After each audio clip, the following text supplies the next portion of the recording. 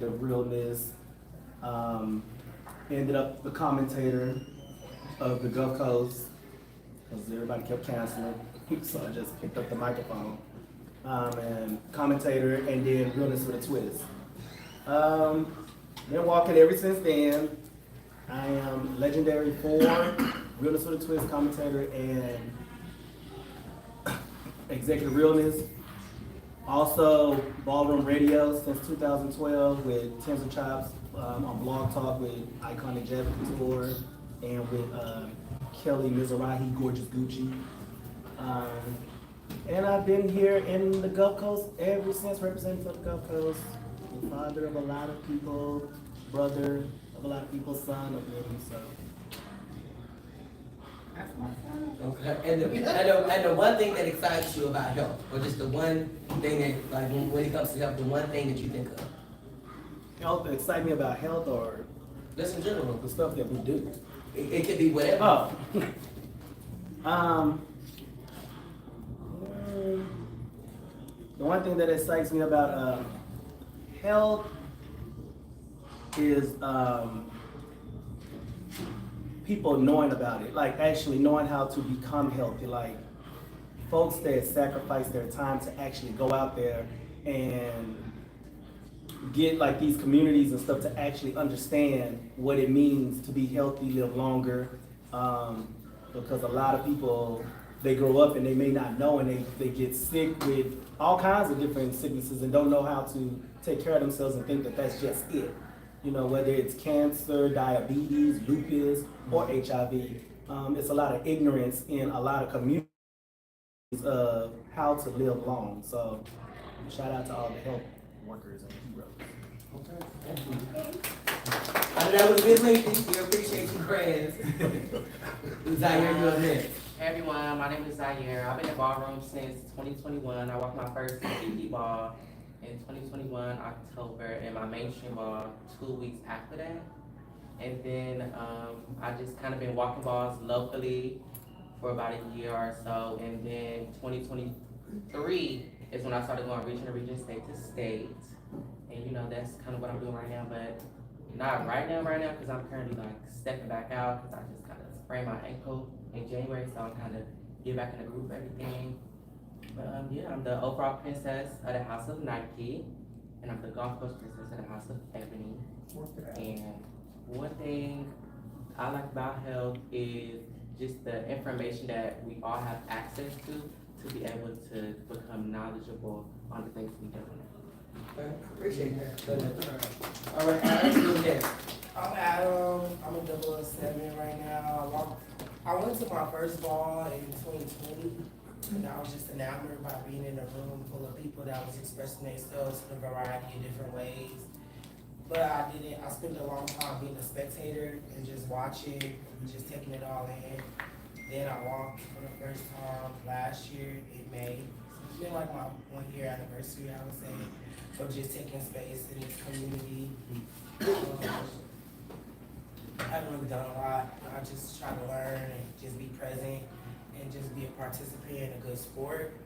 I would say something that excites me about health is that, our ability to take control of our bodies, and when you advocate for yourself, you can kind of seek the resources that's out there to acquire whatever it is that you need, whether it's the common cold or something to the extreme of the extreme.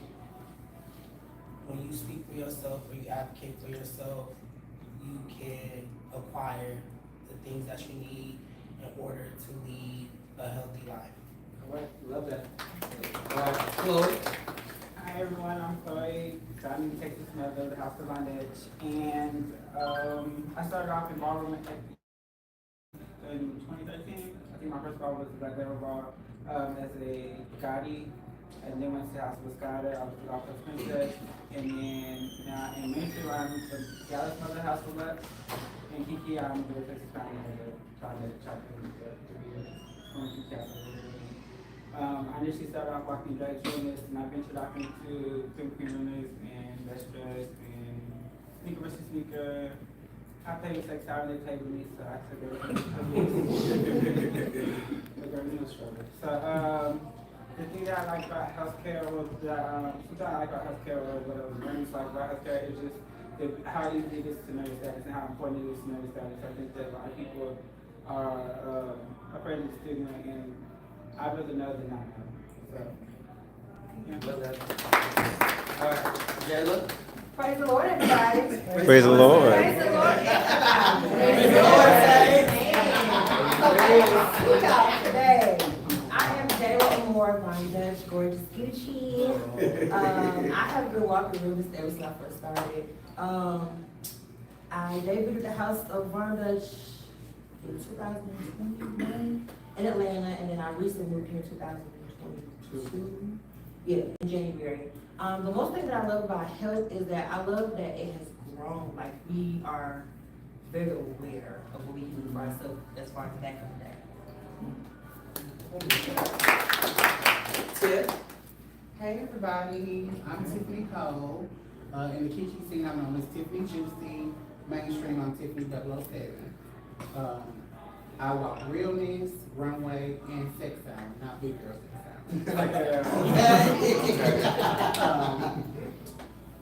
What I love as far as what the medical field is that the transformation of medicine. Like, it's just so abstract and it's just, unknown. Like, it's so many cures for things that we still don't know about, we still don't have access to, and it's just exciting to see what's about to come. I love that. Hannibal. Hello. Name's Hannibal Mamba. Started Ballroom 2016 as Hannibal Mizrahi. Gulf Coast Overseer, the House of Mizrahi. We did that chapter about 3 times probably before recently leaving. I dabbled in, my first category was best dress. I dabbled in runway, realness, dating sex art. I'm legend for realness in the Kiki scene. I feel like the one thing that excites me about health is similar to what Joe said, was watching the many innovative ways that we have in learning about health, as well as keeping our community safe, and then watching it grow as it evolve over the years. Love that.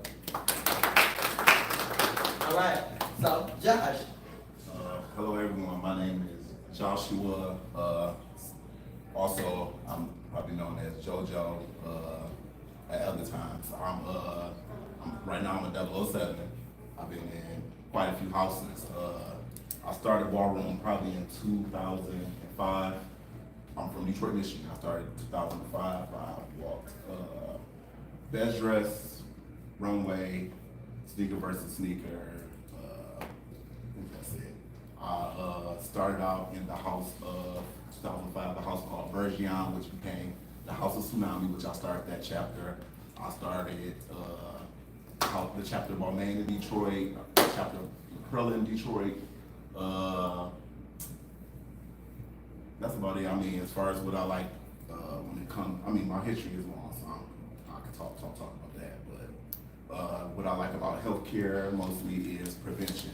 Me being somebody who has been around for a long time, you see a lot of people in the community, you see young people come and you go, and one thing I've seen is a lot of lost lives. And I've lost friends in the community that were very close to me, and every time I see my friends that have made it along and have longevity, that's the part I enjoy. The people that had prevention and we were able to save lives and be able to live to see like me, like to my age, 40.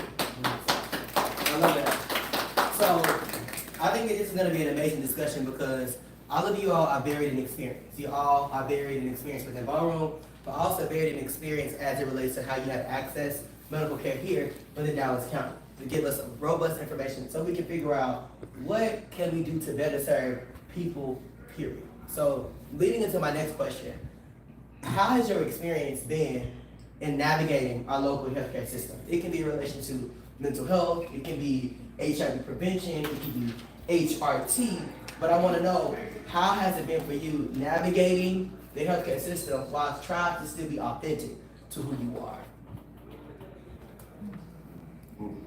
I know it's long, it's heavy, and feel free to take a deep breath. I told you we're gonna get into the shit, because we can't expect for systems to change unless we tell folks how we authentically feel, right? We can't just sit around and expect for people to do stuff for us and keep our mouths closed. We gotta keep our foot on their necks so they can know we're unhappy, or if they know we're satisfied. So I wanna hear from y'all, how has that experience been? So I just relocated here from Tennessee in 2022. So it was a hard transition as far as trying to find a new doctor. I really couldn't find one until I started my job. I worked for Bank of America, and with my insurance, they helped me find a doctor, but I still didn't like them. It was like very bad, like with the misgender and wrong name calling and things like that. I had a situation in November 2022. I contracted monkeypox. And so the doctor, like, I got this call, I had to pull up to this building, y'all, and the walls and the windows is pitch black. I walked in, they got on hazmat, so I'm terrified. But the doctor that I met, he looked at my paper and he looked at me and he said, "Are you a woman of trans experience?" And I'm like, "Yeah." He said, "Baby, you fooled the hell out of me." Like, he said, I looked at the name and I was confused, but he ended up being a transgender HIV doctor. He was like, "Are you on hormones? Do you have a doctor?" And things like that. And I'm like, "No." So he went and did all of my testing, got me started on hormones and things like that, because I wasn't on hormones. I've only been on hormones now for about 2 or 3 months. So yeah, it was just amazing, like, that I found not only a great doctor, but a friend. He's very great in what he does. He's still not even considered my primary care, but he makes sure I have everything. He has me set up on my therapy sessions as well. So I see a great therapist with Prison Health. And I actually came to a trans event here at Abounding Prosperity. What's the therapist's name? Keisha. Yes, I met her, so I actually been in contact with her. I'm gonna meet with her and talk to her soon as well. So, but I really didn't know about how to contact or find a really good doctor as far as being a trans woman. And a lot of people don't really help. So thank you for sharing that. Josh, you got something you want to add? Yeah, I see you over there. When she said the topic of like moving from out of town and coming to a new place, finding a physician. For me, I also moved there. I had insurance, I had all that, but just finding a physician was difficult for me to navigate anything. I never had been in a place where I come from Michigan, where healthcare is probably one of the top things that we do there. So coming to a place where they have your primary care physician is a nurse practitioner, I have never experienced that, because I always had an MD or a doctor, somebody who could actually, facilitate everything. Also, I noticed in the difference in a lot of the practices with me discussing with friends or people that I have that move here is also, the stigma of HIV and prevention around here. Where it comes to a lot of things, I seen where I was from, I was able to introduce my friends to care because it was discretion. And a lot of things here is like your girlfriend working at a facility. See, where I come from, it was more discreet. So you didn't have to come and expose yourself to the community when you already had exposed yourself to an infection. You know what I'm saying? So a lot of gay people don't want to do that. So I see different things that the way that we facilitate things, the way I was able to get my friends, into care without having to be exposed, you know what I'm saying, and stuff like that. Because prevention, when you get into HIV, and especially if you come from our community where we are a lot of our community are into sex work. Sex work comes into play. It's not just prevention for gay people and our community. We also deal with a lot of straight people that heterosexual, because a lot of the girls and a lot of the boys deal with heterosexual men who then go out here and pass, along. So it's not just prevention for us, it's prevention for everybody who's exposed. So I don't see that, opening for everybody who would come in and be comfortable. I love that. Yeah. One thing that I found difficult with even working in this field, as a volunteer and then actually working in the field to see things that I didn't even know as a volunteer of how they actually go out and get into the community and do outreach. One thing I found out that is very difficult for me to understand is how do you want to help a community, but you don't want to show up in the community the way you need to show up in the community to help us. A lot of times when we are working in this work and we tell you what we need done, it's always a pushback of oh, well, I don't know. You can't ask someone in the community with a history of nothing but integrity and character that what they are telling you to do to get to the community is something that is, oh, that may not look good for the pharmaceutical companies or whoever are out there trying to get it. If you're really trying to help us, listen to the people that are a part of the community. We have a lot of people in the community with a impeccable record of not doing what you think is the wrong thing to do. So if somebody like a Cedric Johnson that does not have nothing bad or stereotypical that you would think that is in the black community is telling you this is how you show up in the black community, don't go against my grain, because now you're not going to get the people you need to get. So we'll understand how to take care of ourselves, better health, because the stigma is already real big. But if you don't want to go and get in the trenches and actually do the actual work it takes to show up for us the way we show up, it's never going to work. That's good. That's good. Anybody else? I would say for me, I've lived in multiple cities. So like growing up, I'm from Los Angeles. That's a blue state. So I just think access to resources is a little bit much different than what that looks like living in the South. I remember being in high school and I had access to going to mental health resources or STD testing, different things on my high school campus, and my parents didn't have to know about that. I had a lot of like confidentiality in that sense. So when I was younger, when I was like 18, 19, 20, I led with being open with going to the doctors and different things like that. I think they were just, it seemed that they were more well equipped to handle people from a myriad of backgrounds and experiences. I don't think that they traumatized me.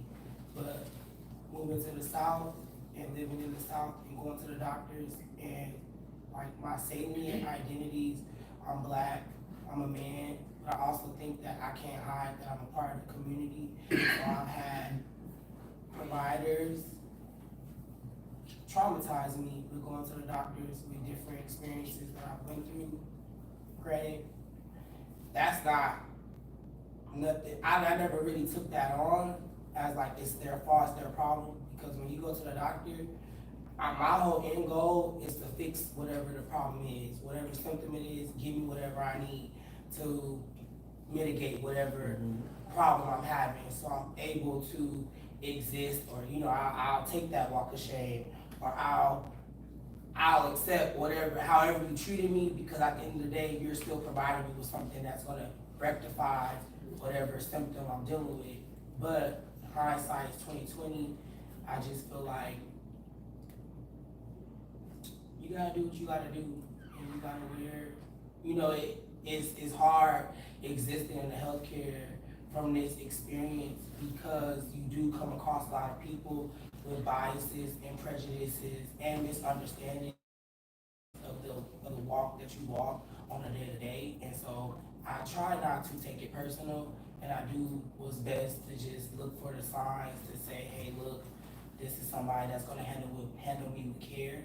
And if I feel like you're not gonna handle me with care, I just move accordingly and try to get in an environment and hope to get closer to people that will treat me with care. So that might look like, I only want to go to a black gay male therapist, because there are certain things that I wouldn't have to express to him, because I'm not getting him to understand where I'm coming from, because he'll just understand where I'm coming from. But there has been a plethora of times where I felt like a science experiment or a petri dish, because they're handling you from a place of it's like very distant, or it's like, ooh, I don't want to touch you. And those moments can be very triggering or hurtful. And so, you just, it's been a lot of, sometimes you be a big boy, you be a big girl, you do what you do, you gotta be a big boy and a big girl, you gotta pick yourself up and lick your own wound, So, either you gonna live with it, it kinda is what it is, but I do pray for a time when there's gonna be a little more understanding or tolerance and compassion. And you would think that those people are trained with that, but because they have to be so trained in a variety of different things, some things can get overlooked, and it just so happens that handling people with care sometimes. And then we black, the mortality rate, women give birth, black women die at a more rapid rate, given rate in 2024. You would think that wouldn't happen. So what do you think they would? That's for cisgender, heterosexual people that's closer to the heteronormative. And so when you deviate from that, I kind of expect it. What do you think they're gonna do to me? They're gonna mistreat me. They're gonna harm me. So I show up with a shield because I have to be there for me at the end of the day. Well, that's good. So, based off of what all of y'all said, I kind of got 4 common themes. The first was that there are some providers that are doing amazing work, right? But I had to go through hell and high water just to find out who was doing it and where was doing it, and it took forever for me to get into that space. That's number 1. Number 2 is that there is this lack of idea of cultural humility, especially in the southern U.S., as it relates to how we access services where we can feel empowered to show up as our authentic selves. And so when I talk about cultural humility, I'm talking about me feeling empowered just to show up as Chris and tell my physician, I did this last night, I got fucked, sucked at the sex party, I was in free zone, busted it down, in a way to where they can be able to assess me free from judgment and give me something that I need so I can be okay. But a part of that conversation is that a lot of shit when y'all say y'all for community, y'all not really for community because y'all didn't include me in what you created for me. So how is it going to work, right? That's 2. 3, I heard, and as Adam so eloquently put it, talked about how sometimes as being a community where we always face with stigma everywhere we go, that's what we expect. And we start to normalize it that how we're treated is okay. And this normalization of treatment leads to trauma that prevents us from accessing the care that we need. I'm not just going to say survive, I'm going to say to exist. Because for many of us, the care that we could receive helps us exist in present being. So this question is for everybody. I want everybody to close your eyes. So raise your hands and keep them close. So raise your hand if you feel like, if you have ever been stigmatized against in a healthcare facility. It could be because of what you did. It could be because of your gender identity, your sexuality, the question that you asked, what you was there for. All right. Put your hands down. Raise your hand if you believe that situation traumatized you in a way that made you feel like, I don't want to go back to that fucking place.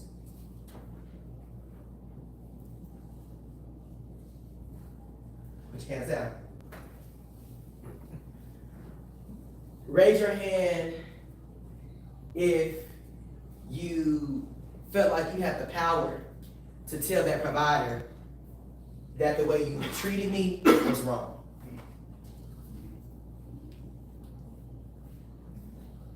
Okay. Open your eyes. So, majority of the people in the room raised their hands when I asked if you felt like you've been stigmatized against in a healthcare facility and it's felt like it's traumatized you. So, posing this question to everybody, what are some things that you think that healthcare facilities or providers could do to take away that feeling of stigma? It could be anything. It could be intake forms, it could be communication, it could be staff, it could be anything. What are some things that you think that providers or spaces can do to make sure that you feel comfortable in this space? So we're gonna start with the crowd, and I'm gonna work my way up. So church, They can show up here, that's good. so that way they can hear from the community themselves. instead of hearing from individuals, you got a whole group of people with a plethora of experiences. So they can show up for us in our space. So creating opportunities for physicians to come out of the doctor's office and come into the community to be a part of these conversations. Even if we might have to put you in a hot seat for a little bit. That's good. Take that. I just feel like more education, more work and knowledge on like dealing with the LGBT community. Most doctors and most facilities don't really like focus on HIV and focus on LGBT people, so their lack of knowledge is worked down, just being honest. So I would say just thanks more education, more like to stand up, like to actually go and deal with the LGBT community, like, you know, get a perspective from them and not just like textbooks. So my follow-up question to you is that, what could that education look like and how could we make that happen? First, it would have to be like, honestly, to us as being a part of the LGBT community, we have to stand up and make them like, you know, cause like, I mean, at a certain point, you go to a doctor's office, we're not gonna always find a doctor that we want to go to, like just being honest. So at a point, like, we have to talk to a doctor and let them know, like, hey, look, this is what I'm gonna do, and you're gonna be my doctor, and this is what it's gonna be like. And honestly, you telling them that will make them more go, so like, okay, well, let me get more education on this, or let me wanna go look into this. Because honestly, my doctor that I had as a primary doctor when I was a kid, she didn't know about PrEP. She's the old lady, so she wasn't more so in tune with everything. So when I had to talk to her and get her, then I was like, okay, look, I want to do a hormone. So she was like, okay, girl, what you gonna do with that? And I had to explain to her what it was, and I had to explain to her about PrEP. And then once I got to having that conversation with her and opening her up to it, she went to go educate herself on it, because now, I mean, these are new things that are coming out in the community. These are new things that are coming out that are helping not only just the LGBT community, but our heterosexual community as well. So. I love that. Chloe? One thing that I hate, and I think this is what the testing thing is, I think that I've been around so many people that have went to like the bands and get tested for tickets and stuff like that, and then, I think it's the cool, I believe with so many people that found out that their status and they still talking to the club to, oh, have a good night, here's your ticket, make sure you call the thing tomorrow because you're ready to go there. You know, I think it's like, there's no compassion in that. I feel like that's the cool, I feel like there's so many people that go and drink their go, they can go into a really dark place at the moment, and there's no like aftercare, there's no call, hey, did you get to the clinic? It's like you're just another number. So I think it's like no compassion in there. I think that's the cool. There's so many kids that I have in the community who have went and got their ticket or didn't get a ticket because they found out their status or whatever, and it just is cool. I love that. And that's a big approach, right? So even we do that here. You know what I'm saying? So a better approach. And thank you for calling it in. So I appreciate that, because that's holding us accountable to be better as we service the people within our community, right? And what that looks like. So this idea of, baby, I'm testing you as you're going out to have a good time for a ticket to get in the club, and I just told you something that's gonna change your life. And I want no follow up, they want no check-in, they want no call. Call me the next day. Don't tell them how they intervene. Yeah, I love that. So maybe change it up too. I mean, You know what I'm we as saying? people stepping out, like being a part of the community and working for the community, like I feel like doing it at the club is late. Like, because honestly, I mean, I get that that's where you can find us at, but there's other ways to reach out versus like pulling up to a club and testing up at the club.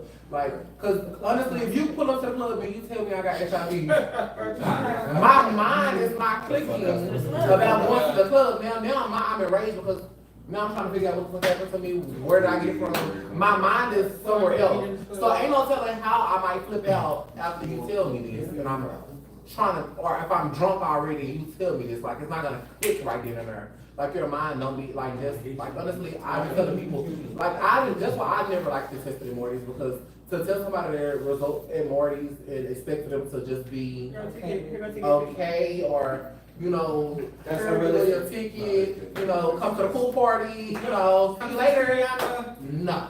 There was just a part of me that I never got accustomed to, because honestly, that's traumatizing, and then everybody be like, oh, well, you know, well, this is where we're gonna go to Morty's, we're gonna go to Babylon, and I'm like, no, there's ways to do it. If you want them to come in and get tested, hey, please come up, like, you know, versus that because that's crazy. Okay, I love that.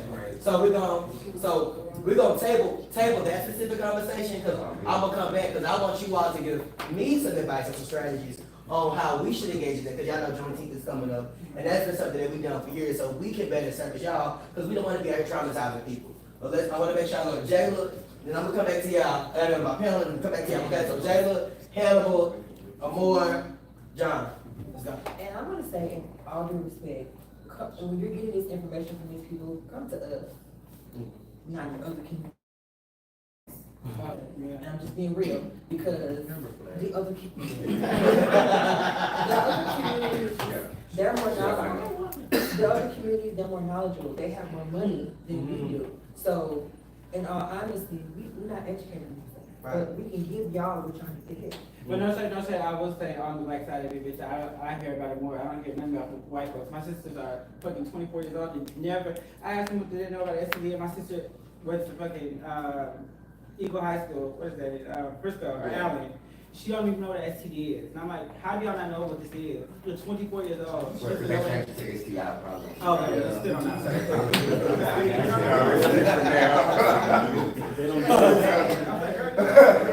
Hannibal. I wanted to actually piggyback on what she said earlier about the compassion. I feel like we should actually also try to get them to be more empathetic. That's a good word. Would be the word that I would want to go with that, because, and when I say empathetic, I know that you have to put yourself in other people's shoes, but with that situation, you would need to literally change feet, you see what I'm saying, in order to be empathetic. But that's something that needs to happen in order for you to actually give that compassion to those individuals when you're treating them or you're getting those information from them about certain things, and you sitting there asking them stuff like, and not caring about how it comes out, not realizing that you're triggering. But that's probably why, because they're not empathetic, they don't know exactly how it feels, because they probably never had the STI, or never had a family member who died from it. You know what I mean? So that would be something that I think should be part of that as well. And so I'm gonna ask you follow up. So what does that empathy look like? So in a real world example, what does that look like for a provider or someone? Treating people like an actual person, and not a number, and not money, not looking at and talking to them as though they could be your brother, sisters, could be your mama's child, but in actually looking at them as such would allow you to communicate to them as such. So what I'm hearing you say is that using language that they can understand. Right. Maybe, is it okay to give you a hug? Right, things like that. Okay. Man, treat me like I'm actually a person. Treat them as if they were your family. Exactly. Treat them as if it would be a conversation with your family. I love that. I mean, that still gives them that option. You know what I'm saying? I don't want to hug from everybody. But give them that option. Give them that option. It's okay. We had Amor, John, JB, and I'm going to be friend, okay? John. I wanted to piggyback off of what she said about testing it in the club. Like, I've been at balls, I've been at club situations where people have found out their status and the person who gave it to them is right there. That's the for everybody, and out of all of them, out of all of them. So I don't think that y'all should do things like that because that can just ruin everything. Shit, people can have fun and don't even know the situation that's going on, and now like all the fun is ruined. I love that. Thank you. So I do think that like healthcare providers being able to like understand this more is like bringing back like diversity, equity, inclusion, back like getting rid of that bill that eliminated it completely, or like the law that eliminated it completely, because you learn a lot from like just like presentations about these type of things, especially during like API month and then LGBT month or like Gay Pride month, but yeah, that's what I love it. So I'm gonna come back to that later. JB. I was only gonna say just sometimes when you deliver news, it's okay to like sometimes people believe when you're like they like not over. Like, you know, like some people be feeling like they gotta go commit suicide and stuff like that, and yes, there's sometimes it's like maybe like I think what's important though is like opening up spaces to where people are so comfortable coming to a clinic and getting tested. Yeah, Because I think like that that's the problem. fundraiser or Because like a something. lot of times y'all have like these spaces where we have these meetings and these conversations, but then just like no testing being done. Which, I mean, not saying it's not being done here because I'm sure it's being outside, but, or something like that, but. Oh, clinic, oh, so, oh yeah, okay, to start. So I mean, like having spaces where people can actually come and get tested and feel comfortable and not feel like they're being judged, you know what I'm saying? or watched. Because I mean, a lot of times, I don't even know where, I didn't even know that you can get tested here, so. Or like, So like, the fact that I come here and I have ballroom practice here and I didn't even know that is a little crazy. Or you The can- same thing I do either, I didn't know that. You could, you can get tested here, you can get tested with 17 of, with 1705 or 1619. And also, it's just not even there, but more so of like, people feel like they coming here is like stigmatizing because it is a clinic where we do testing. But also, I feel like when delivering results, like there needs to be like a mental health specialist in there with you to talk to that person and like, and let them know, like have their conversations. So open up so they can be able, or open up to therapy. Or even like maybe like some training for those folks who are tested around mental health basics, right? To be able to go to that. So I got John, Stanley. You had something, CJ? I did. Okay. John, Stanley, CJ. Jacob. Oh, bitch, like what? You good? So, part of it, I think, results back to educating ourselves and being aware of everything. And it's easy to be stigmatized and embarrassed to go in to be tested, but in delivering, I found out over 30 years ago that I was positive. Now, someone had lied to me, and that was my choice to still go through with the act. I was the one who chose to have unsafe sex. So that's not on them, that's on me, you know? But I was diagnosed when I lived in Austin, Texas, and I'll never forget, I had a job where I traveled all the time, and they called me, and they're like, John, you need to come in. It wasn't a cattle call where you go back in and everyone finds out their results. They called me specifically, and they said, when can we make you an appointment? I already knew that I was positive, I could just feel it in my bones. But they said, you have to come in for your results, we don't do it over the phone. Fine. So I go there, and she took her time. She looked me in the eyes. She then sat across from the desk from me. She sat next to me at an angle with a small table, you know, a comforting room, and I already knew that I was positive. So when she delivered it, I didn't give her the reaction that she expected. HIV is not a death sentence. It is our job, every single one of us in this room, is to educate society. My family called it AIDS. I call it HIV. There's a huge difference. There's a count number. AIDS, you're gonna die. You're dying. HIV, 30 years, positive. I just went on medication 2 years ago. I'm medicated my whole life until 3 years ago, and I did that because of my husband almost dying. But she took her time, she looked me in the eyes, she did treat me as a person, as you guys have said, and she was empathetic, she understood. And the first words that she did say to me was, you have a whole life ahead of you. And as soon as I get done speaking with that doctor, it is mandatory that you speak with a therapist immediately. They can bring the therapist in, and sometimes they even will have this therapist set in with the doctor when they talk to you.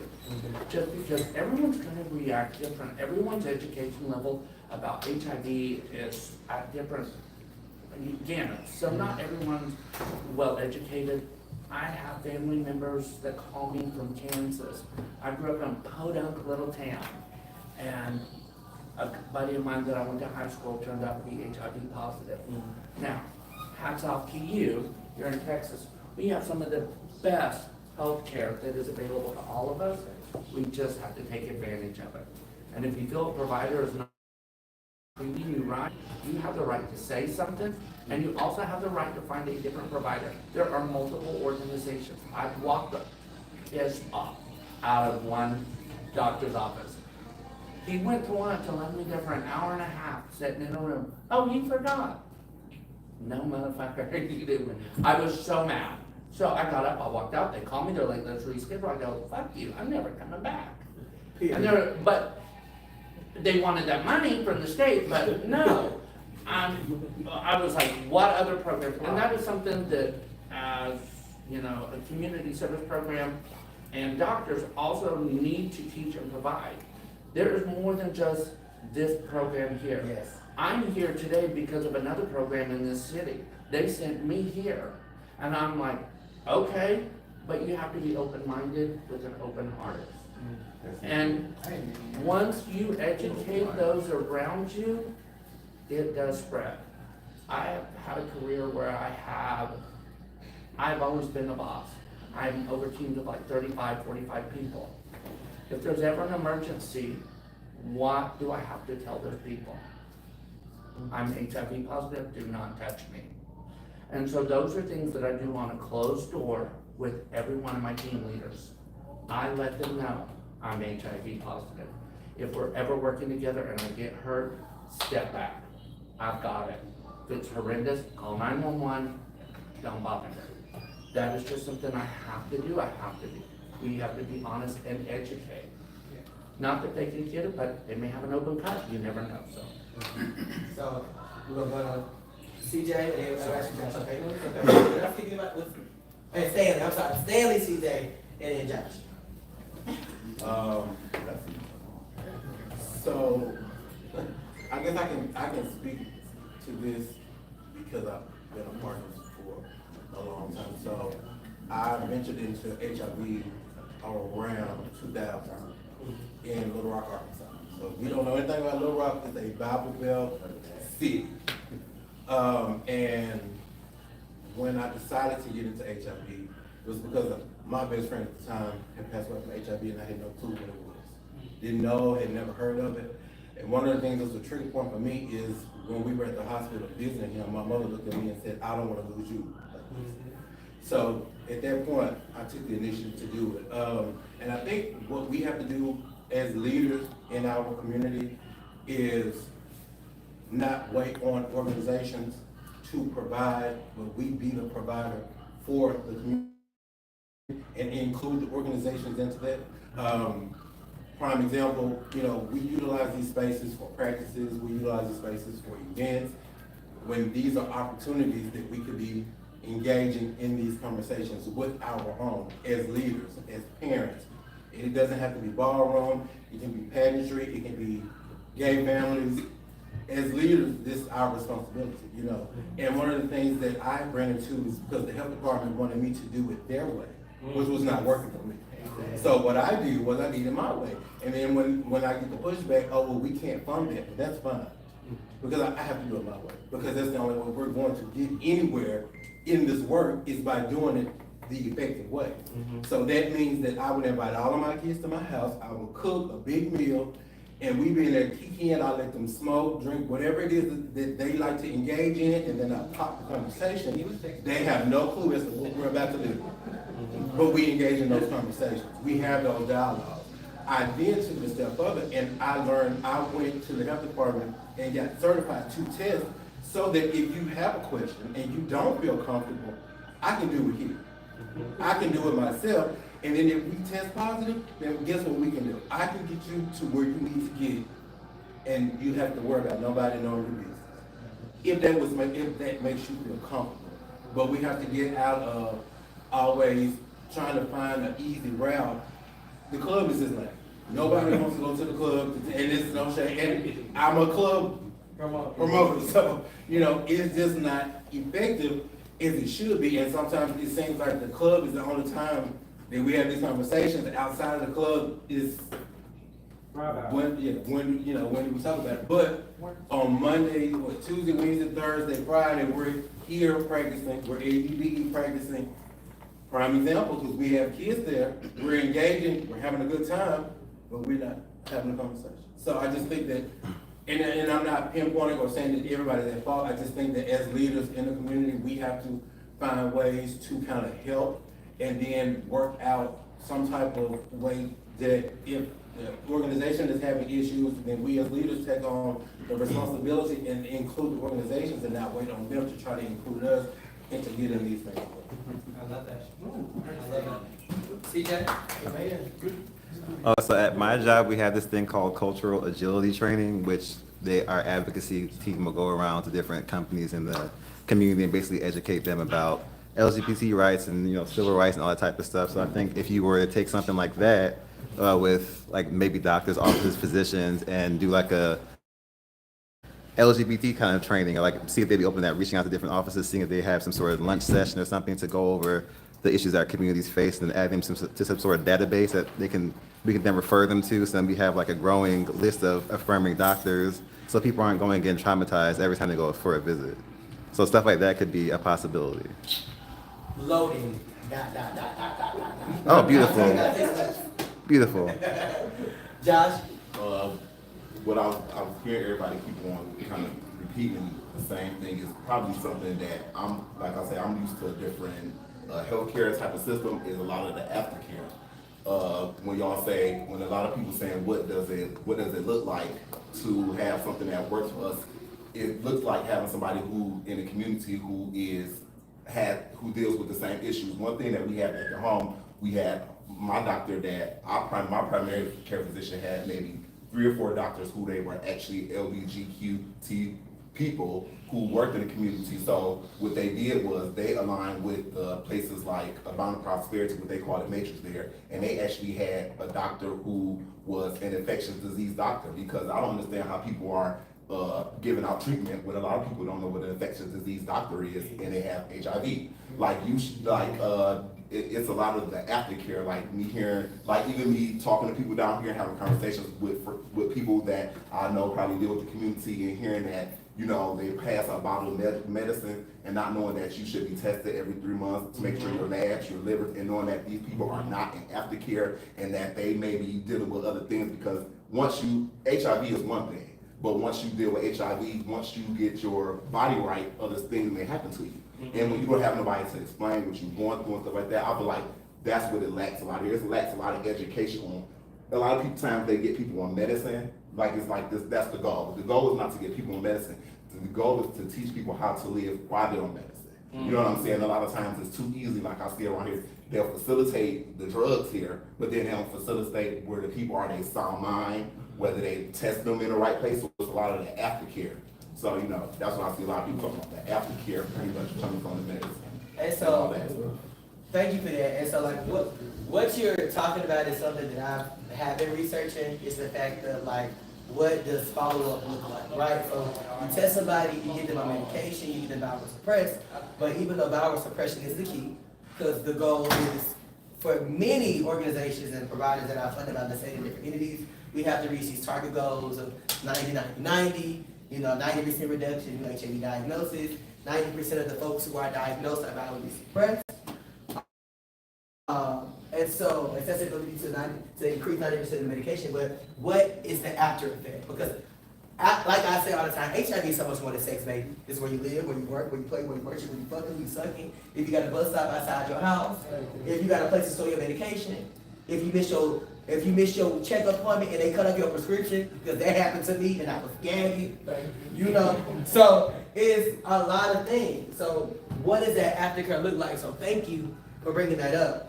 Causing resistance. Yeah, causing resistance, exactly. And that's real. And a lot of times we don't have these conversations, right? We don't know that, like, if you want a medication and you want it for a certain period of time and you just stop taking it, or you don't take it as prescribed, you can build up a resistance. And the shit that you thought you was taking after when you want to take it don't work the way that it did. And look, now you up and it's stuck, right? But we don't have those conversations in a way to where we can understand on a level that we get it from people who look like us, from people who love us, or more importantly, from people that we trust.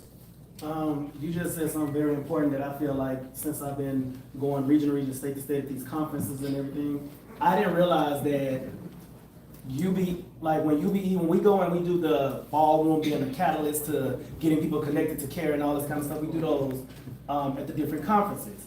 I didn't realize that, this is why I put on Facebook, that Dallas is spoiled and do not really understand what they have when they have stuff like the Spot and UBE. We're actually doing what you just said. Where do you live? Where do you stay? Where do you worship? Where do you play? Where you fucking? Where you sucking? All that stuff, we have those conversations at UBE, and now we got the Spot that, of course, they're gonna be having those conversations. We have those real conversations. you would gag at how many people around the United States have an empowerment program, but it's only trying to test people. Test. They don't have like black gay chat. They don't have like sitting down and having these conversations like this and everything. So I think that these people that's funding need to understand the importance of a real empowerment program. And that's where they need to be putting their funding towards people that are actually able to sit down and bring a bunch of people in the room like now, sit down and have the conversation. Because to them, if it's not certain things that hit certain marks, they're not gonna give funding to that. Yeah, if You know what I'm saying? So, right. So if it's not hitting the number for testing, you're not gonna get, in other words, you're not gonna get somebody to come test if they're not comfortable coming to test with you. And one thing I can say about a lot of us when it comes down to the Dias, the Chris, the AJs, the Jelinskis, all of us is, people know if you don't wanna come to me, you may feel comfortable with Chris, or you may feel comfortable with AJ, you know. And another thing, transgender. The transgender community for empowerment, it is so weird to me that Akayla has to come work with UBE for them to understand that had we not had a mother there, we couldn't have got all the kids. You know what I'm saying? But it's saying men that sleep with men. But we need our mothers to bring those men. So I think they need to also focus on that it is 2024. We trans man, transgender, we're not paying attention to that care too, to make sure that those are the people that's gonna get the kids to actually come and get treated. So educating them too. Mm-hmm. So I love that. So what I hear is that, you know, in Texas, we kind of got it good compared to a lot of other places. You know, there's not many places where you can have a space where you can be educated, you can show up as yourself, you can get a practice space, you can come key, you can come in as you are. And I think that on the other side, you know, as being someone who works in an organization who tries to make space, I got to remember that I see things in one way, right? And I think that a lot of folks see things in one way based off their probably personal experiences, and we got to do our due diligence to figure out, well, how can we think outside of our own sphere to figure out how to reach other people? How can we be innovative? How can we be different to not only connect, but to also build that trust, which is really good. And, okay, moving along with the conversation, I know like a lot of times within the LGBTQIA plus LMNOP, and all this shit community, we talk about HIV, which is cool. You know, great, we need to talk about that. But for me, I love to talk about things beyond that. So outside of HIV, as it relates to health, and this is a question for anybody, what are some other things, some other health issues should we be talking about? Should we be focusing on? Should we be galvanizing against? So what are some things? Heart disease. Mental health. That's the biggest thing. Mental health. Why mental health? It's just not taught, especially in our community. What happens in our house stays in our house. We got a lot of people walking around smiling in their head. I'm gonna say another thing. I don't know if people are too familiar, but I also say something for me in the community that I have noticed a lot, especially when being older. Is a lot of times we don't talk about cancer and HPV. Like people talk about a lot of getting on the medicines and stuff like that, but a lot of times people aren't even dying from HIV anymore. They are actually dying from cancer because a lot of people are walking around a lot of times with HPV. And not to be funny, like being a gay male, sometimes you come up person and we go up there, oh, I smoke, baby, that's not normal. Not to be funny, and I don't know if people educated on it, like it's really out here, and a lot of people, that's even more even, you know what I'm saying? That's really common. You're gay. Like what's that? It's not a mobile. It's not gonna push it out. I didn't think about that. I never thought about cancer, especially for trans black women.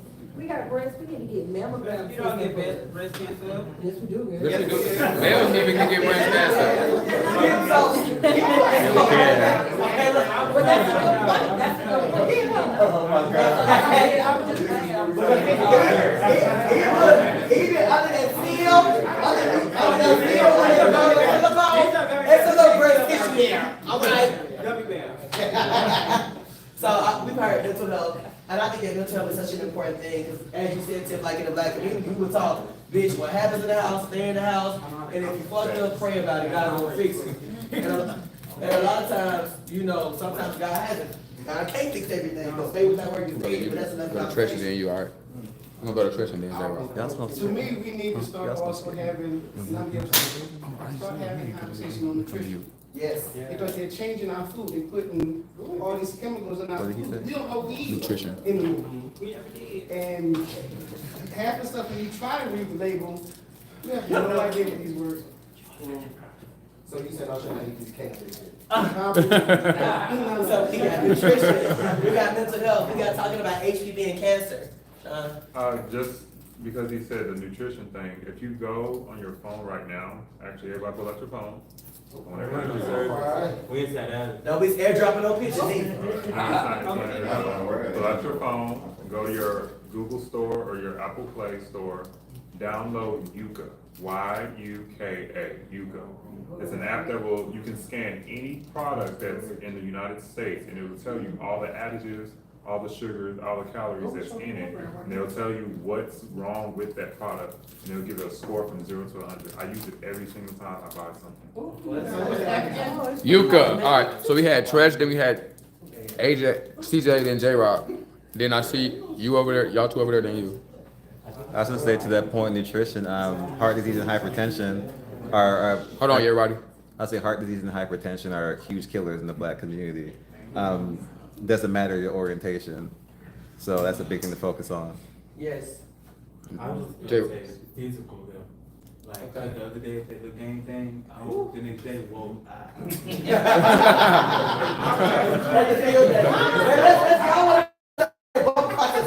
I only lasted 20 seconds, baby. Go come back to J-Rock and then come in.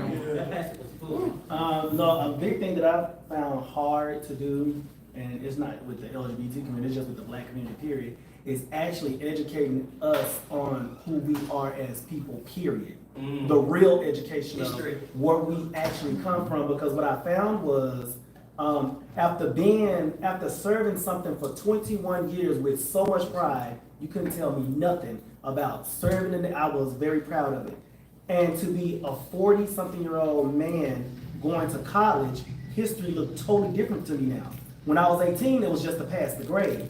But at 40, going through these different things with the government and all this kind of stuff, now it was like everything that I was learning just made so much sense. And I feel like the younger you are to know who we are as African Americans, as Indian, as whatever, that could really help you with your mental health. Because at one point, I was almost about to have a nervous breakdown because everything that I was taught was a lie, basically.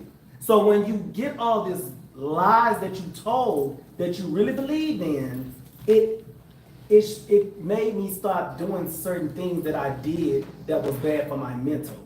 Because a lot of this stuff is set us for us to be mentally impaired. A lot of the stuff that we do every day, we think we're doing right, it's set up for you to do that, to keep having a hood like the hoods we have around here now. The drugs, the violence, all this kind of stuff. So educating us on who we really are, where we come from, and how we can attack that and how we can do stuff like, that's what makes me want to get so involved with who is representing me in Congress, who representing me as a mayor, who's representing me. That stuff is not interesting to a lot of people, but if it becomes more interesting, I'm glad Jasmine Crockett got people saying bleach blonde, bad body built. Now politics is bleach blonde, big back. Listen, you had another 2 more minutes. But what I'm saying is, I need people to get more interested and start paying attention to those kind of things, because that's going to help us out with our mental health. When we know who we are, when we know how to grow, when we know where we stand in a community. Because right now, me being from South Dallas in these streets that we are right now, it's just sad to come back to this part of town and see people that I grew up with that are still in the same mind frame we was in the 80s. In the hotel, just right there. Right. So education on us. We have so much to learn. Okay, so I think that it's important to also, I think that it would be beneficial for the for our community to have like a outreach to like the sex workers, that, you know, because there is some girls that walk the streets, because, you know, I have been part of the game for 20 years. Since I was like 18, I've been a sex worker. So I think that it is important to kind of get out there and help the girls. So I mean, there is a whole store like literally at the corner, and you go to the right, and that's the block. So we do go out there on the No, we need to help the girls. No, you can't help nobody who don't want to be helped. You gotta want the help to get the help. And then You gotta provide the help. It's It's provided here. So there will be a lit talk focused on sex work. Okay. When I like the OnlyFans and the massage and the dude and all that. I'll show you how to fuck that. We running with that. We running with that. But also, I think to what Texas was talking about, I think that a lot of times too, and even sex work, even in other stuff, a lot of times you can only help people that want to be helped when they're ready for it. I can tell you, hey baby, look, I want you to change. I'm ready for you to change. When you coming, I can do that all day. But until you say, bitch, I need to change, you ain't gonna change shit. But also, change may not be what they want in that moment, and what they want may not, so help may not look like what we think help may look like. We might think maybe look like it might not be help, but Yeah. also what we do is we just, you know, Just continue to show up, continue to you know, be there's with a the space community. where you come and have feel like you want to call, we got this, we got that, but we can't just grab you and say, bitch, come on, let's go here, you gonna get this, like, we can't make you do this, so it's more so like, we have to meet them where they are. Yeah, for when sure. they ready, they'll come, and so then I'm gonna give you some condoms and salutes, and I'm gonna give you a hand to them to tell you, hey, we right here, When they come ready, see us. when they ready, they come in. They be like, But also, what I hear Chloe saying is a little different than that. Just being a sex worker has more to do with it as your mental, everything else you're doing on top of what else you're doing to make a living. Yeah. Because if you take somebody out of something they ain't never been, what you gonna do? You gonna make it work. Yeah, for sure. But I do want to give it to Chloe and figure out what that could look like. I don't even have no, I don't want it. No, yeah, but go ahead. I was gonna say, a lot of it really comes down to, it's just like whenever you're trying to negotiate a contract for a company.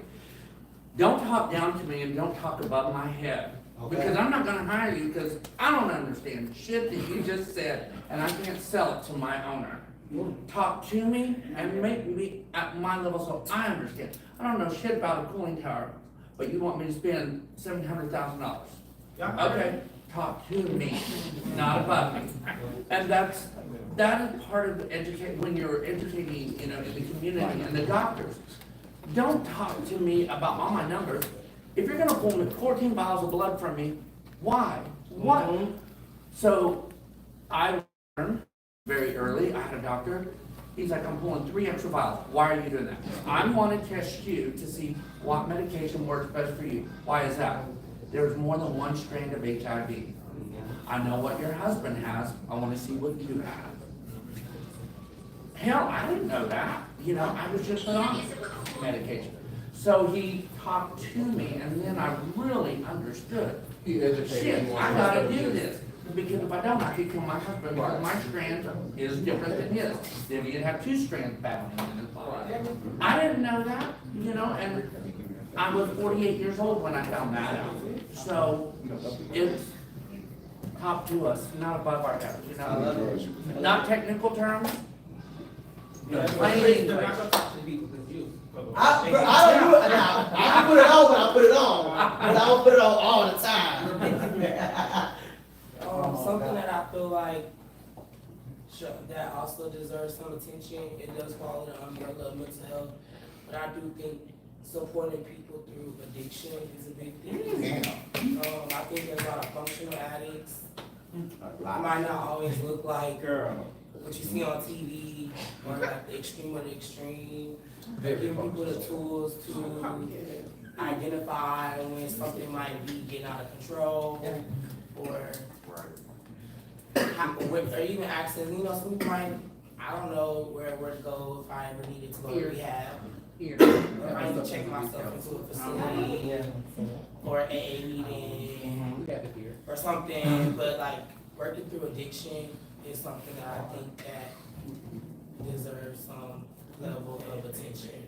Yes, and I think that's, and it's specifically within our community, well, when I say our community, I'm talking about Ballroom, that's a major thing that we need to focus on. So like, I am an advocate of people who use their things when they are using their things just because they have a good time. But what I'm not an advocate of people who engage in drug misuse. There's drug abuse, right? When you abuse things, you can have a good time, you can be controllable, and then there's like drug misuse, right? And then also, I think that whenever you engage yourself in, you gotta know what you're risking, right? Because with every action there's a reaction, with every action there's a consequence. So if that's what you choose to do, make sure you know, okay, where's the Narcan? Where's the naloxone? You know, if I'm gonna be shooting up and injected, bitch, you got the free needles. Where can I find it? Who got the free needles? No, for real. No, I know, but I don't like injections. Even with the balls, girl. Do a booty shot, booty bump. You know, if you doing a booty, like y'all monkey water. Monkey water, man. Monkey water? I'm part of that. I'm part of that is figuring out how you can access and where to access those resources. I'll show you how to do it. And something else that I noticed we haven't mentioned yet either is something that I know that I don't think I've ever heard actually in this community. I'm from Dallas, but domestic violence. And mental and health abuse. Mental and emotional. Don't forget about financial abuse. Yeah. Financial abuse. That too. All of it. And correct. And so like in public health, there's a term to like acknowledge everything that you talk about. It's called IPV, intimate partner violence. And so violence doesn't always have to be physical. Sometimes in our community it can be social. Right? It can be on social media. It can be verbal. It can be visual. It can be financial. So I think about creating spaces so we can talk about what that looks like. I think a lot of people don't know what it is. And if we can spread that awareness, maybe people will move different. Because you ain't getting beat on Yeah, that's good. Well, you said something about social media too. I just want to let everybody know that, first of all, the human brain was not built to be on social media the way that we are. Like, if you've never had this happen to you before, it's going to happen. You can get mentally drained from social media to the point to where you say to yourself, you just want to lock. I need a break. I need a break, right? I need a break. But then you got some of us that's like in this work. Like when you're in this work, you have to have this social media, but it's like you want to just log off of everything. Absolutely. But Absolutely. So your thing is, what I'm telling y'all is, we need to have not only have, but I like preaching this, knowing how to use social media like effectively. Because it sounds crazy. Like I said, I just went through social media classes at UNTD, and there was a lot of stuff I learned about the dark side of social media.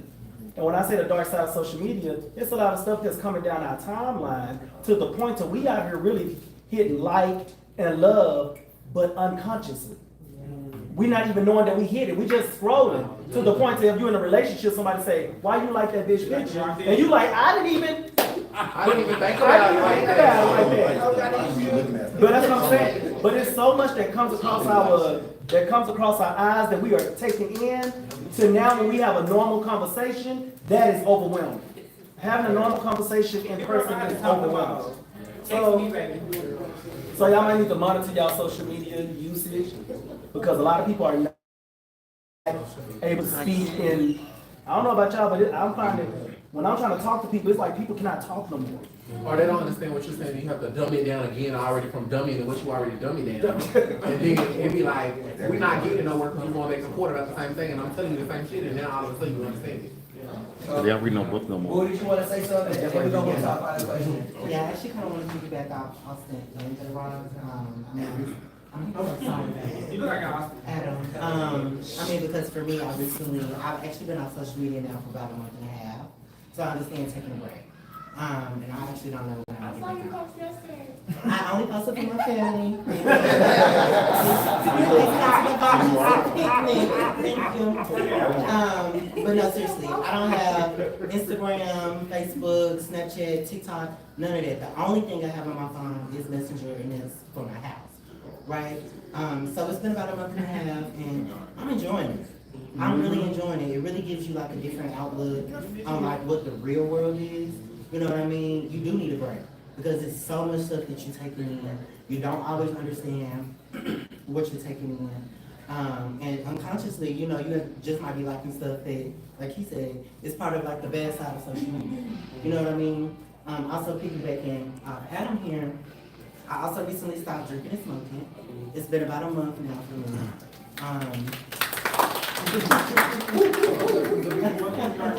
And I just want to say, like, I feel like we definitely need to have more conversations about addiction and what it really looks like. It doesn't always look like you said, on TV.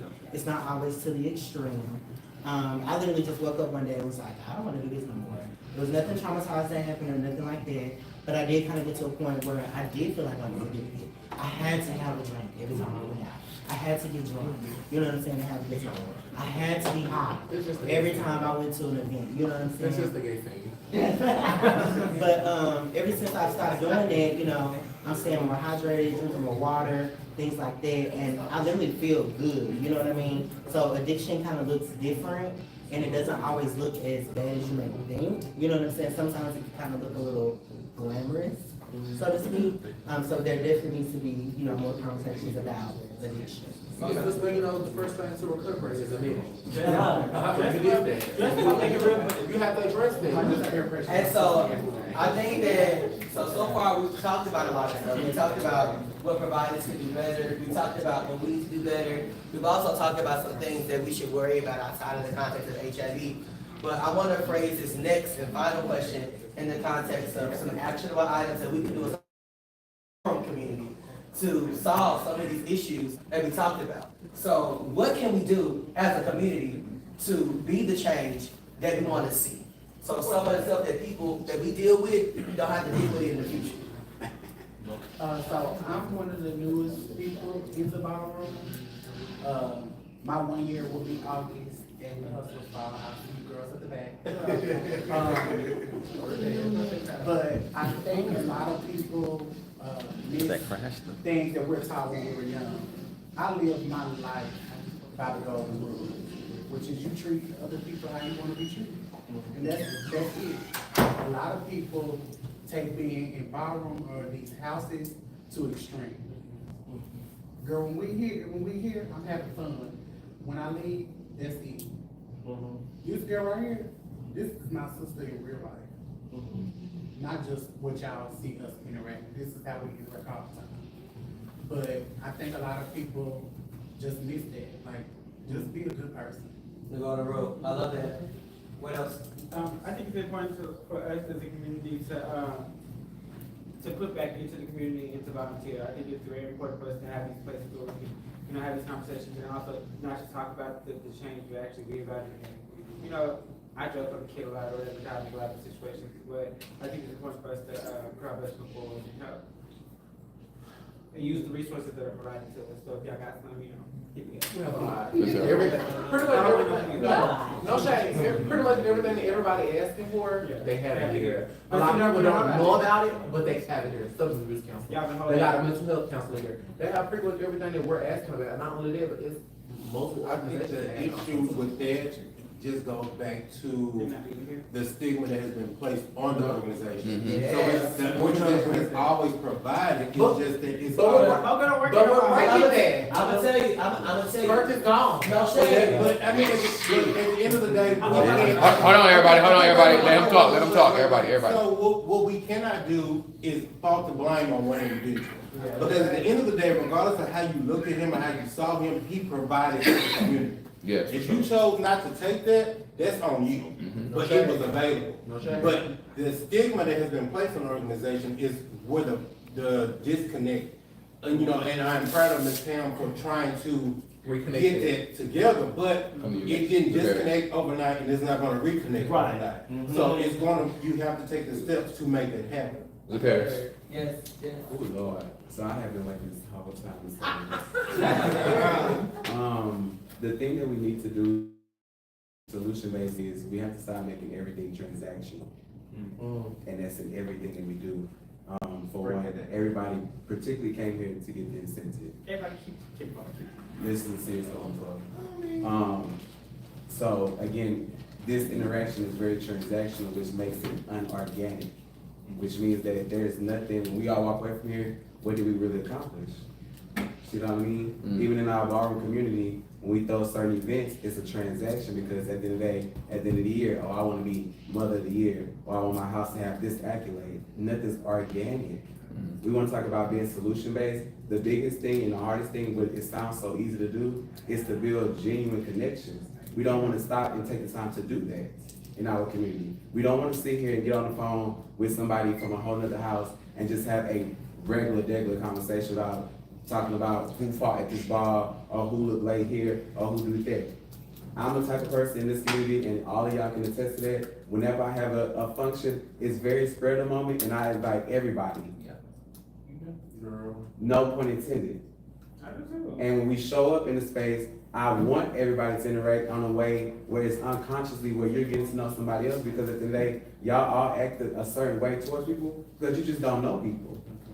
I'm the prime victim of that. A lot of y'all have this facade and this perception of me because you don't fucking know me, right? And we do that in society. We judge people based on what we think we know, or based on what somebody else has told us about each other, instead of taking out the time to let me get to know you for myself. You know, and like at the end of the day, y'all want to talk about stigma and all this. These are things that have been placed on our community, and we don't want to fight that fight to break down those stigmas. Yes, like organizations like this have certain stigmas and perceptions about themselves, but at the end of the day, they have the resources. But in a time, there was certain things that were going on that didn't allow for people to have individuality in this space. And I've been a part of this space to speak up. You know what I mean? And we've had very good people and individuals in our community that have come across resources that are overlooked and are not accessible because, again, one, we're not educated. We use all these words. Like when I used to work here, they used to say shit like access to care, and I would be sitting in the meetings acting like I know what they're talking about. Lord, but I don't know what y'all talking about. As common, as simple as it may sound, it's not common, it's not simple. And again, like you said, to your point, it's like you're talking above me, so you're not being effective in communicating with me because I don't know what you're talking about. So I no longer care what you're talking about. So nothing's been effective. So honestly, the work that we have to do is just breaking down all of these barriers. Have like, you know, when you go outside, make it your due diligence to go speak to somebody that you never spoke to and have a real conversation. Like, you know, express to somebody who you've never expressed to what you may think about them. Like, oh, you know, I've been seeing you around. Where you from? It's as simple as that. You don't know how that might change somebody else's day or their whole perception of not only you, but our community abroad, because all of us are leaders in some shape or fashion. I see some hands up. We had. We got Kayla, John, Kayla, John, and Josh, I'm sorry. No, it was a Kayla. Come on. Go ahead, John. No, I really was about to say, a lot of times, what my experience, because y'all was actually saying what Ballroom could do, a lot of times I see in Ballroom and we kind of prepare people for Ballroom, we don't prepare people for the future. And a lot of the old generation, I think it's a bad habit of us doing it. And it just, and from me coming from a generation where I had somebody else show me different, then I seen different from what I seen a lot of my peers experience because they taught us something different, what was important. For me personally, I think I started school probably back in 2009, maybe 10. I started college in 2010. It's 2024. I'm just not graduating just because the places that I was in a house for a couple of years that promoted education, that promoted us expanding ourselves, that it promote and grow instead of just going to the ball. Because if you could create a successful adult, you also can create a successful ball worker. Because then you create a person who has their own money. You create a person who has, but we don't know how to nurture people to get to those next level. Like I say, even for myself, it took me a long time to go back and look to my drawing board and say, where was I messing up at? I had to walk away from Ballroom. I had to walk away from certain people, and I had to get my life in order and becoming like a real adult, and come back to and see where I fit in this space again for me. So I think a lot of times it's also to the nurturing of what we teach the young generation what's important. You know what I'm saying? Ballroom and you can, because you can do both. You know what I'm saying? Especially when you're young, you can do both and you can challenge yourself. So thank you. Okay. My thing is, out of what everyone said and everything everybody spoke of, I feel like another part of the question is, how do you grieve from all of that? All of that, we need help from grievance, because everyone hurts in different spots. It could be because you called me a bitch and I felt some type of way, and I don't even know how to grieve and heal from that one because someone else hurt me, and I didn't heal from that, so I can't heal from the way you take it or accept your or I can't take it because my friend lived with me all my life and now she's dead because she didn't take her medicine. I didn't know. There's a lot of different things that we go through and we need help just grieving. That's my part. Or we could be like voting in our general elections and our local elections as well. I think that's one of the biggest things that we can do. Shut up, Chloe. Well, okay, so, wait. let me respond. So, even if you do have a felony and you cannot vote, that still does not stop you from advocating. Okay. Because you have influence, mother, of people who can vote. And you can say, baby, you need to go vote because this impacts you like this. Work it out. All right, you have one? All right, everybody, real fast. J-Rock, I see you after him. This is something that I've been seeing recently, and I wanted to keep going, is that, like, we have, like, a bunch of activities that is outside of walls. Because like when I go to a ball, I have a different personality. I'm like very competitional. But outside the ball,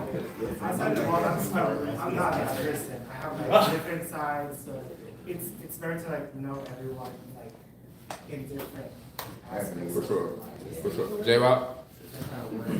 I think something that a lot of people struggle with in this society is a word called accountability. And the reason why it's like horrible. I'm glad that I do have people in my life that I even put it out there a lot of times, even like on alliances and all this kind of stuff. I say stuff like this. If I go out and do something that is against what we agreed upon as a community, don't even give me the minimum, give me the maximum, because I'm the leader. Right? I should have known better, right? So the reason why I'm like that is because I want people to see that I'm not no hypocrite. So when I put something, or if I say something, or if I agree upon something, it's not like I wouldn't do it to myself. I would love for somebody to tell me, you fucking wrong for that. That's why I'm glad I got a Zaparis. That's why I'm glad I got like a Stanley. The people that are in my corner that will not afraid to approach me or say what they feel I did wrong. I got an Akela to be like, to pull me back and say, no, that's not right, or what you said or what you did wasn't right. Now, at the moment, you don't get that Taurus, but they can all attest to me coming back and sitting down and kind of thinking about the words that were said. And my main thing about me is, in the moment I might be mad, but I have to realize how many people actually listen to me. So if I do it, then everybody else gonna be like, well, J-Rock, yeah, bitch, I'm gonna do it too. You know what I'm saying? So, being accountable to your actions, the things you do, the bad things you do, you know what I'm saying? And just, I don't think people a lot of times we just be wanting to hear people say, you know what, I fucked up. I apologize. I fucked up, I apologize, I realized that this may have done something to the community or whatever. How can we move on from this? You see what I'm saying? But a lot of people don't do that, and what it does, it makes you like this villain now. And then it's okay to be the bad guy and the villain and the bad bitch or the bad guy until you realize everybody is against you and now you're on an island. And when you're on that island, you are still a human. You see what I'm saying? So I think everybody needs to hold themselves accountable when they're doing things and stuff like that. And because I see a lot of that, a lot of people, they'll point the finger, well, she did this, they did that, but what did you do? I love that. Cabria, what were you saying? And then Adam, and then we'll do a wrap up. I want to say something. Hello, everyone. Hi, Cabria. I'm new to Dallas, and I'm also new to Dallas County. Welcome. Thank you. I'm the stigma reduction coordinator for the county, and I appreciate this conversation so much. Like, I love Ballroom community, and I love Black people. People of color, you know? She likes the power. This is very I hit a motherfucking ball. This is very refreshing to see, especially in the HIV space. I want to say, especially policy is very important. That's the only way you're gonna get stuff done. far as like funding, as far as the business side of things. The community is definitely how you get stuff done on the other side. So I love the idea of cooking for your family and then having that testing. I love the idea of y'all bridging the gap. And so I'm here to really be the bridge. It's passion work. It's not, yeah, I get my check. They don't pay me enough. Okay. They sure don't. They do not. We know that. Nonprofit? Yeah. I want y'all really to use me as a resource. I'm a little nervous right now, but I can't tell by my voice. We a nice community. Well, welcome. Hit me up, Cabri. Adam. I feel like something that we can take into consideration. It is like a road less traveled, but I think people should attempt to own their truth a little more. Like I live life thinking like it should be like a salad bowl, meaning you got your onions, you got your tomatoes, you got your lettuce. We all different, but we all can come together to support each other and still taste good. But just own your truth because you never really know. Like people that I admire, people that I aspire to be, they own their truth and they don't hurt people. And even if they do hurt people, they do leave places better than they found them. For sure. You never know. Thank you for that. Thank you for that. And this salad, I'm Real fast. I just want to say I heard a lot of great conversations in here tonight, and a lot of valid points were made. And I think one of the things that I want everybody to know is these conversations aren't just to like leave here and not have something to like feel like we did something. We all did something by being in this space right now, so I don't want to discredit us being in this space. Sometimes we focus on a lot of the things that we aren't doing, and we don't focus on the things that we are doing. And sometimes an incentive, maybe an incentive, but it also could be something somebody needs. Like some people need that $50. And I do agree with the transactional situations. I do think that is something that we need to get past. But if it's what it takes to get us in this space, as long as we utilize this space in its most intentional way and make sure that we are genuine with ourselves and show up as what we can do and leave this space with something and take something to somebody else if you can, then I think that's all we can ask for. Continue to work, continue to come up, continue to show up, and those organic moments will continue.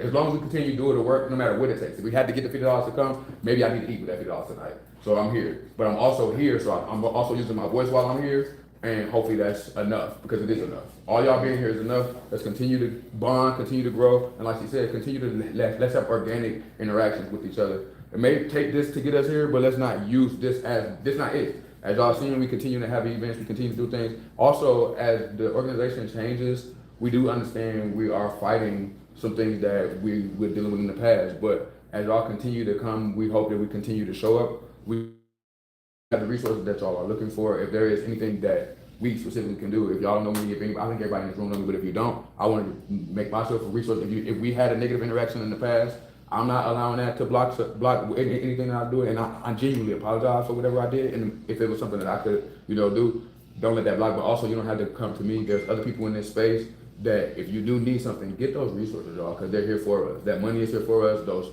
testing is here for us. Those whatever it is that we're saying that we need is here for us. That mental health is definitely here, and that's one of the biggest things that I want us to continue to focus on. Abounding Prosperity has mental health counselors. They have 3 on staff. They also have a lot of different resources. So continue to show up and continue to say what we want, because we can use this to go back and make things. This came from something that y'all said y'all wanted. This whole event right now came from something that y'all said y'all wanted. So it's not like we're just bringing y'all here and taking that conversation and leaving it there. We're gonna continue to look at the information that we're saying that we're getting and try to figure out how can we bring these things to fruition. And y'all continue to do y'all part as well. Okay, first of all, I want to thank all of you guys for allowing me and my colleagues the opportunity to come in and be a part of your space. My name is L.I.Y.T. I volunteer. I do this. I'm not getting paid to do this. I now work at the Dallas Brown White Planning Council, and I believe that all too long, I'm 64 years old. All too long, society has spoken for you. I'm fighting right now. Dallas County is finally starting to do more collaborations within the various agencies. We're now working together to bring the community up to par, to educate you and get you a point where you can advocate for yourself. As I don't know what your pronoun is, but, no, not you. What about you? He, her. Okay, you were talking about getting paid. Coming into a space to get paid, there's nothing wrong with that. As long as you're taking that information that you have in that space and you're taking out and you're utilizing it and bringing other individuals into that space. Because there's nothing wrong with equability. Your voice is worth money. Okay, so there's nothing wrong with that. Just make sure that the voice you use, you're gonna take, when you get that money, you're gonna take and use that voice to enhance and bring other people in to educate them. I work with the Dallas Brown and White Planning Council. It's a body that governs all the money that comes into Dallas County that goes into the agencies. We deal with categories. We don't deal with agencies. We deal with the primary categories. Any one of you can be on that. It's open to the community. You can be there to make the voice for yourself. Back in the past, yes, just like the agency, back in the past, they made mistakes. They got ostracized. The young people, the transgender, L.I.Y.T wouldn't come there because they came to the table and it wasn't heard. There's a new day, there's a new time, it's a new era. Your voice is important. I was on the call yesterday for the IAS International Conference, where I dealt with leaders from all over the world, major leaders from all over the world, on the call at 6 o'clock in the morning. And one thing they emphasize is stop speaking for the community, going into the community and let the community tell you what they need. And one of the doctors said, she said, we as physicians perceive that just because you go into an underserved population, that they're dumb, crazy, and ignorant. She said, but don't do that. She said, because those are the most educated people, because they know what's going on, they know how to resolve it. All you gotta do is take the time to listen and ask, and they can give you a way to resolve it. So your voice is powerful, your voice is needed, and I believe in you getting paid for your voices, which is why I'm here. I'm collaborating with him, and I'm gonna be collaborating with a bunch of other organizations. And if you wanna be a part of Dallas Brown and White, just look on the page, come on up. We need the young people voices. Thank you, Lionel. I need everybody to make some fucking noise for yourselves.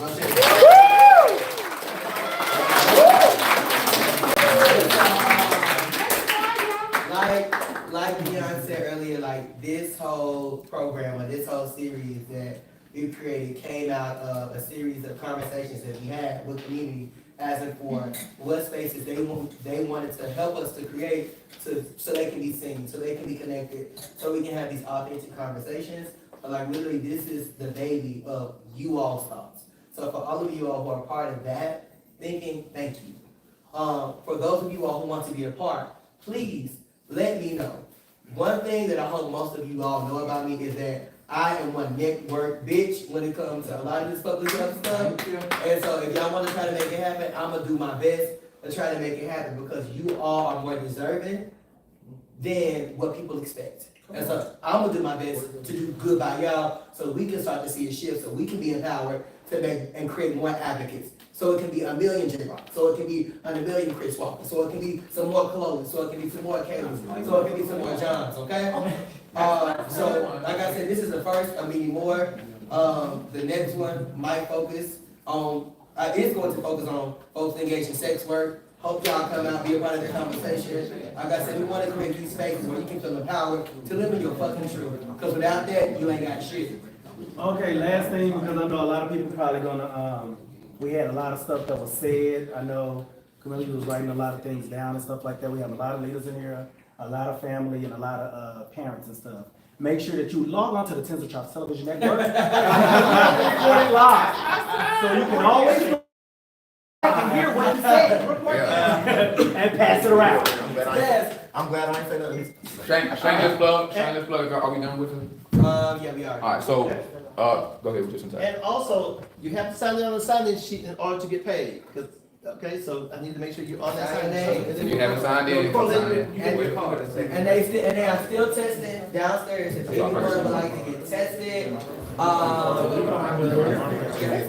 no, I was gonna say the same thing you just said. So we are still doing the testing for tickets. Also, a shameless plug: the Juicies and Bondettas is having a barbecue. So Memorial Day, Monday, we just want to do something for the community because a lot of times we be looking for who barbecuing. So it's like, you know what? Let's just have something. So everybody come on out. It'll be fun. We'll barbecue stuff like that. Yeah.